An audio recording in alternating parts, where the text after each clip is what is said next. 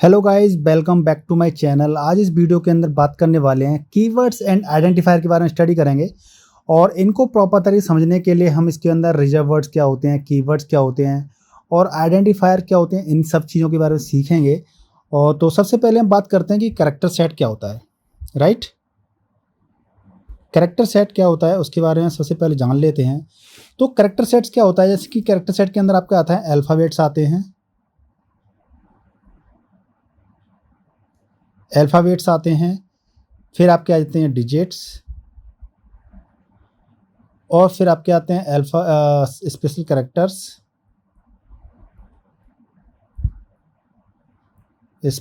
Characters, right. तो आपको मैं बता देता हूँ कि जो अल्फ़ाबेट्स आते हैं उनमें क्या होता है। अल्फ़ाबेट में आपके आते हैं कैपिटल लेटर्स यानी कि A B C to Z and small letters आते हैं आपके A B C D and Z, right. तो आपके ये अल्फ़ाबेट्स के अंदर आ जाते हैं आपके ये दोनों। इसके बाद में आपके डिजिट्स क्या होती हैं। डिजिट्स आपकी आती हैं 0 से 2 3 9 तक, ठीक है। तो ये आपकी डिजिट्स आ जाती हैं और उसके बाद में आपके आते हैं स्पेशल कैरेक्टर्स, राइट। तो स्पेशल कैरेक्टर्स आपके क्या होते हैं, सपोज आप less than, greater, dollar, hash, ampersand, big brackets, right. और इस तरीके से curly braces open and close और परसेंटेज साइन, ठीक है। इसके बाद exclamatory sign, pipe, slash, back slash. तो इस तरीके से आपके काफ़ी सारे स्पेशल कैरेक्टर्स होते हैं, तो वो आते हैं। और उसके बाद में आपका आता है वाइट स्पेस कैरेक्टर्स। तो वाइट स्पेस कैरेक्टर्स क्या होते हैं, वो थोड़ा सा पार्ट है कि आपको मैं बता देता हूँ कि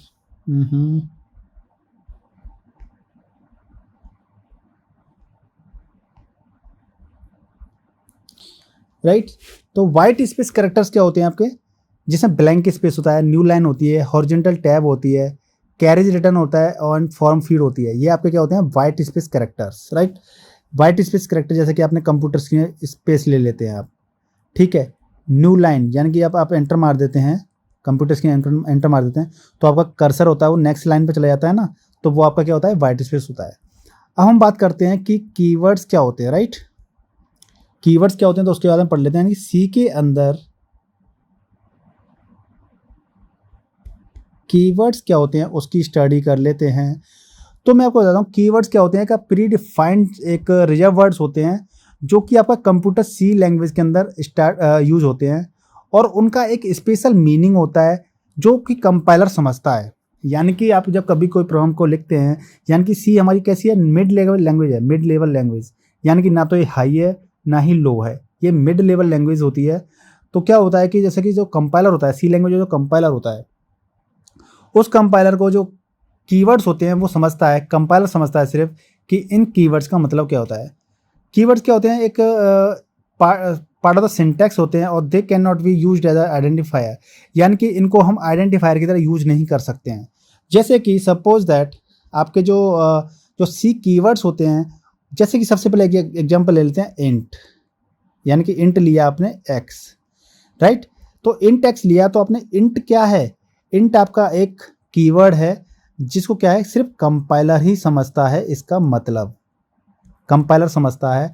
और इंट क्या है आपका, एक इंटीजर टाइप की वैल्यू जो कि आपकी जैसे -1 -2 से लेकर के 0, मतलब जो भी आपका होता है 1 1 2 3 4 -3, right.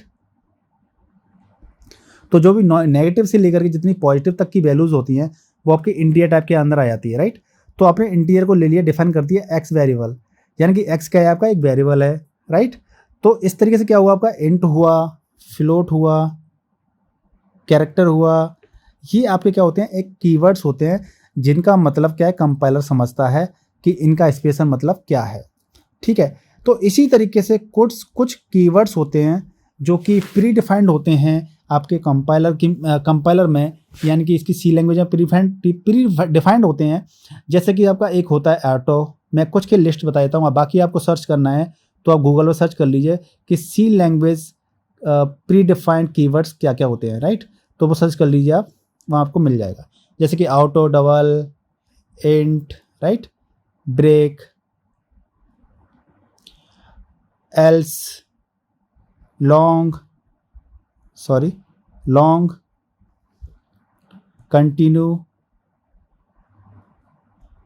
Continue, enum, right, enum, for, while. इस तरीके से आपके काफ़ी सारे क्या होते हैं,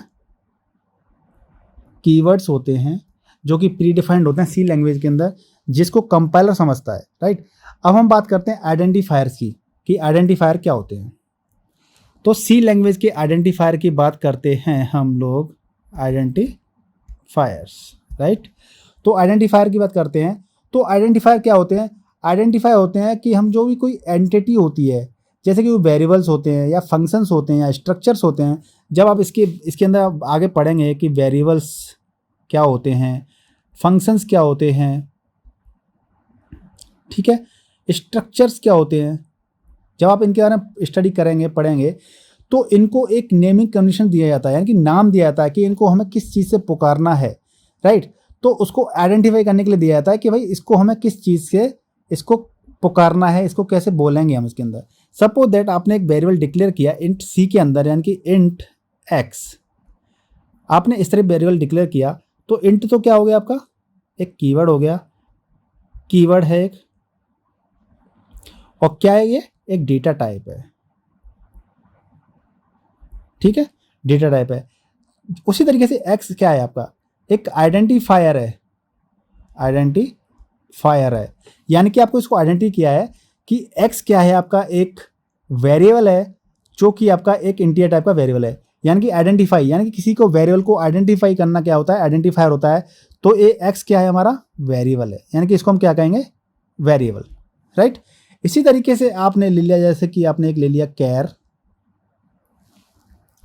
ए, तो आपका कैरेक्टर कैर क्या है आपका, एक वेरिएबल, वो सॉरी एक डेटा टाइप है आपका, डेटा टाइप, ये आपका डेटा टाइप है, राइट।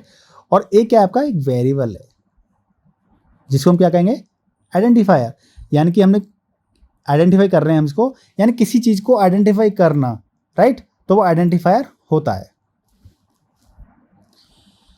तो आइडेंटिफायर का जो नेम्स होते हैं, नेमिंग कन्वेंशन होती है, यानी कि हमने जो ए लिया है ये वाला और जो एक्स लिया है, इनके कुछ रूल्स होते हैं, यानी कि जब भी कभी आप आइडेंटिफायर डिक्लेयर करेंगे तो इनके रूल्स होते हैं, यानी कि जब भी आप कभी आइडेंटिफायर डिक्लेयर करते हैं तो ये अपर लेटर या स्मॉल लेटर से स्टार्ट होता है, राइट। जब भी आप कोई भी नेम लेते हैं, जैसे कि आपने लिया इंट मनी, राइट, आपने मनी लिया, तो आप कैपिटल लेटर से स्टार्ट कर सकते हैं एम को, और स्मॉल लेटर से भी इस्तेमाल कर सकते हैं, राइट। दूसरा होता है कि आप जो उसका फर्स्ट लेटर होता है वो आपका या तो कैपिटल लेटर हो या स्मॉल लेटर हो या फिर अंडर स्कोर हो, यानी कि ये, यानी कि पहला लेटर आपका कैपिटल हो सकता है, स्मॉल हो सकता है, या फिर अंडर स्कोर हो सकता है, यानी कि अंडर स्कोर XYZ आप इस तरीके से ले सकते हो। लेकिन ठीक है, ऐसे इस तरह से ले सकते हो, सही, राइट, ओके। और आप क्या कर सकते हो कि आप कोई वेरिएबल, जैसे कि आपने लिया इंट, तो इंट नहीं ले सकते हो आप, क्योंकि इंट क्या रिजर्व वर्ड है। तो जो भी रिजर्व वर्ड होते हैं उनको आप एज अ वेरिएबल डिक्लेयर नहीं कर सकते। जैसे कि मैंने आप लिया हूँ कि इंट फॉर, राइट, तो फॉर आप डिक्लेयर नहीं कर सकते हो, क्यों, क्योंकि आपका फॉर क्या है, रिजर्व वर्ड है आपका सी लैंग्वेज के अंदर, रिजर्व वर्ड है ये, तो इसको आप डिक्लेयर नहीं कर सकते। तो रिजर्व वर्ड को कभी आप वेरिएबल नहीं ले सकते हो, ये आप ध्यान रखेंगे हमेशा के लिए। तो इस तरीके से आपका क्या होगा कि आप इस तरीके से आपका जो लेंथ होती है, आइडेंटिफायर की लेंथ होती है, वो 31 कैरेक्टर्स तक हो सकती है। सपोज दैट आपने कोई लेटर एक डिक्लेयर किया, आपने, मैं टॉप में देख सकते हो यहाँ पर, मैं इसका कलर चेंज कर लेता हूँ। आपने यहाँ पर टॉप में किया कि इंट XYZ 1 2 3 4 5 6 7, तो इस तरह की जो लेंथ होती है ना, इन कैरेक्टर की लेंथ आप 31 कैरेक्टर तक आप कोई भी नेम रख सकते हो वेरिएबल का, उससे ज़्यादा नहीं रख सकते हो, ठीक है, ये लिमिट होती है। तो गाइज मैंने आपको इस वीडियो के अंदर जो कि आपको मैंने समझाया कि सबसे पहले तो आपको बताया मैंने कि इसके अंदर कीवर्ड्स एंड आइडेंटिफायर बताया इसके अंदर मैंने आपको, राइट। कीवर्ड्स की और आइडेंटिफायर पढ़ रहे थे हम लोग, तो इसमें हमने कीवर्ड्स बात की, थोड़ी सी आइडेंटिफायर के बारे में बात की। अब हम बात करते हैं कि वेरिएबल एंड कांस्टेंट की बात करते हैं इस वीडियो के अंदर। तो सबसे पहले इसके अंदर बात कर लेते हैं थोड़ा वेरिएबल्स के बारे में। तो वेरिएबल्स, राइट। तो वेरिएबल्स क्या होते हैं कंप्यूटर प्रोग्रामिंग के अंदर, कि ये वेरिएबल क्या होते हैं कि एक स्टोरेज एरिया होता है जो होल्ड करता है डेटा को। एक सिंपल सी लैंग्वेज में बात करते हैं, जैसे कि आपका एक मिल्क है, आपके पास क्या है, मिल्क है, और आपको मिल्क स्टोर करना है, तो आप किसके अंदर स्टोर करोगे, एक कंटेनर के अंदर स्टोर करोगे ना, कंटेनर के अंदर, राइट। अब एक गैस है, गैस, तो इसको किसके अंदर स्टोर करोगे, सिलेंडर के अंदर, राइट, सिलेंडर के अंदर स्टोर करोगे इसको। यानी कि हर चीज़ को स्टोर करने का एक तरीका होता है, एक कंटेनर होता है, राइट। ठीक इसी तरह से क्या होता है कि आपको कुछ वैल्यूज़, यानी कि आपकी जो सपोज दैट आपके यहाँ मार्क्स आए हैं, आपके मार्क्स आए हैं हिंदी में, इंग्लिश में, राइट, एंड मैथ। एक मैंने 3 ले लिए हैं एग्जाम्पल के लिए, जैसे कि 75, 89 एंड 70, राइट। आपके इस तरीके से मार्क्स आए हैं, तो आपको मार्क्स को स्टोर करना है कंप्यूटर मेमोरी के अंदर। तो आप इन मार्क्स को स्टोर कैसे कर पाओगे, राइट। तो आपको इसके लिए क्या करना पड़ेगा, वेरिएबल लेना पड़ेगा। तो कंप्यूटर मेमोरी में वेरिएबल डिक्लेयर करने के लिए, यानी कि हम कंप्यूटर में ये वेरिएबल हमारे कैसे हैं, इंटीजर टाइप के वैल्यू है, इंटीजर टाइप के हमारे क्या हैं, ये वैल्यूज़ हैं, यानी कि 75, 89 और 70। तो हम क्या करेंगे, इंट, यानी कि इंटीजर टाइप के, इसलिए हमने इंट लिया, इंट हिंदी, आपने डिक्लेयर कर दिया हिंदी, यानी कि हिंदी क्या हो गया आपका, वेरिएबल, यानी कि वेरिएबल नेम हो गया। और इंट क्या है आपका, डेटा टाइप, डेटा टाइप।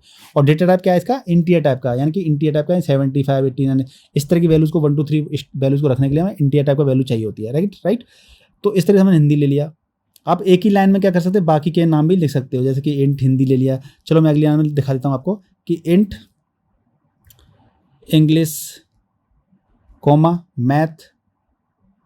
आप इस तरीके से भी आप वेरिएबल डिक्लेयर कर सकते हो, राइट।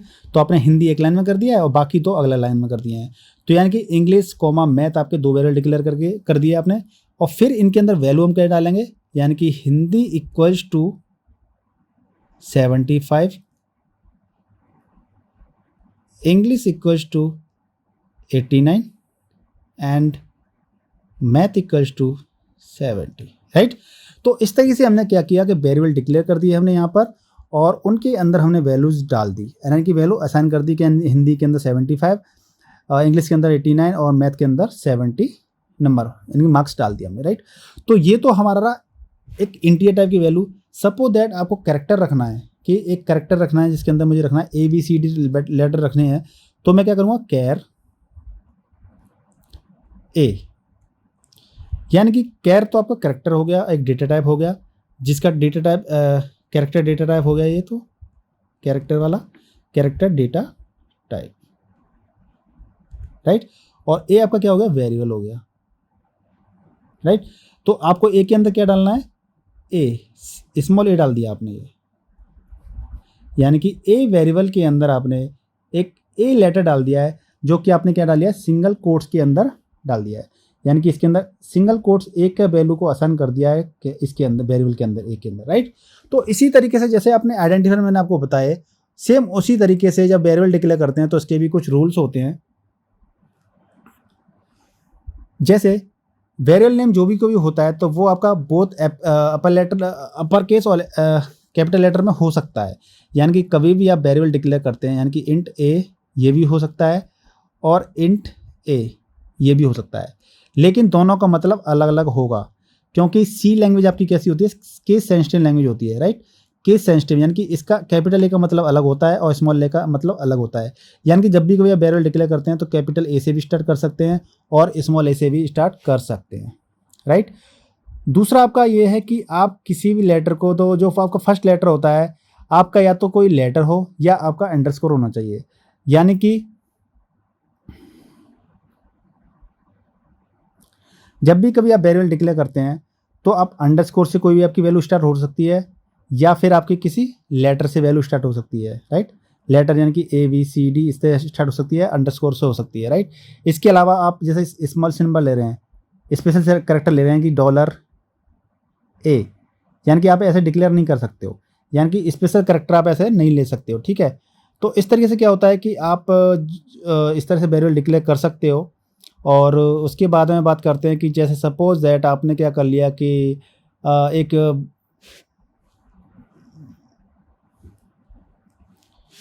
गाइस, जैसे कि क्या होता है कि आपकी जो सी लैंग्वेज होती है वो क्या है, स्ट्रांगली टाइप्ड लैंग्वेज होती है।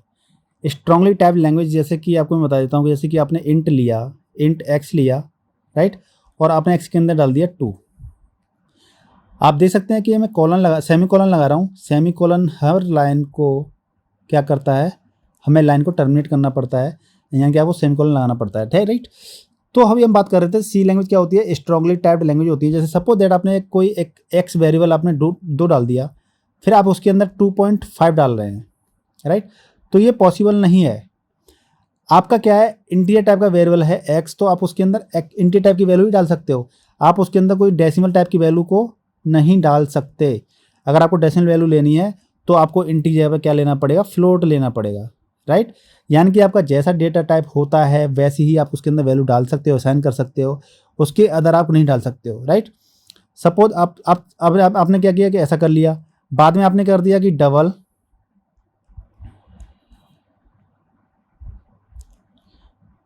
एक्स इक्वल टू 2.9 जो भी है, तो आप ऐसा भी नहीं कर सकते हो।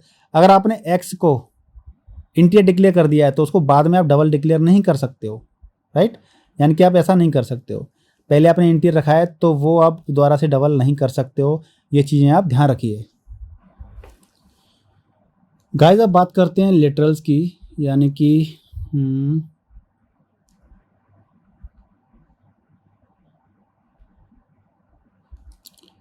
लिटरल्स की बात कर लेते हैं हम लोग।